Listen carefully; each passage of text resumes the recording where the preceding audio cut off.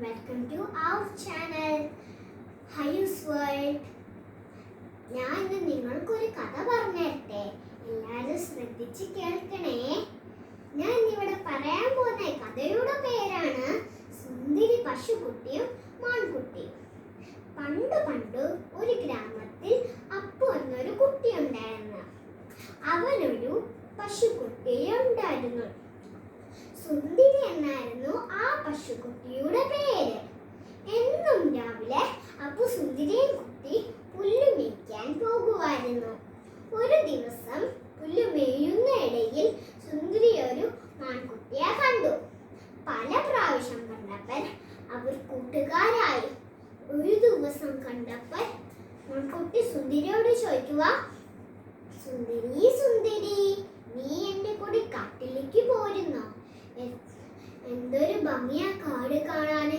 എത്ര എത്ര പൂക്കളാ, എത്ര ഭംഗിയുള്ള പുല്ലുകളും. അങ്ങനെ സുന്ദരി അവിടെ കളിച്ചു രസിച്ചു നടക്കുമായിരുന്നു. പെട്ടെന്ന് ഒരു ശബ്ദം കേട്ടെ, ഗോർ ഗോർ. സുന്ദരി പേടിച്ചു പോയി. സുന്ദരി പറയുക മാൻകുട്ടിയോട്, മാൻകുട്ടി മാൻകുട്ടി, അതെന്തുവാ ശബ്ദം?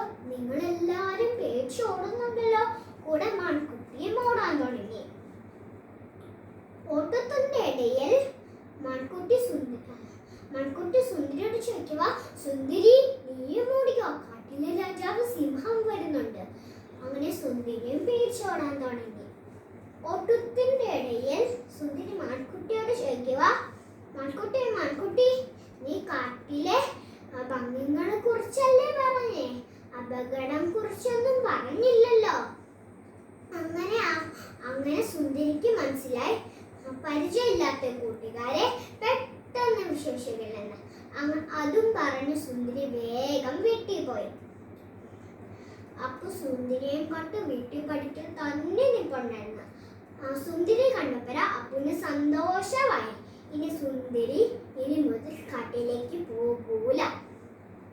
ഇനി നിങ്ങൾക്ക് എന്ത് മനസ്സിലാവും കൂട്ടുകാരെ? പരിചയമില്ലാത്ത കൂട്ടുകാരെ പെട്ടെന്ന് വിശ്വസിക്കുകയാണ്. നിങ്ങൾക്ക് എല്ലാവരും എൻ്റെ കഥ ഇഷ്ടപ്പെട്ടോ? നന്ദി, നമസ്കാരം.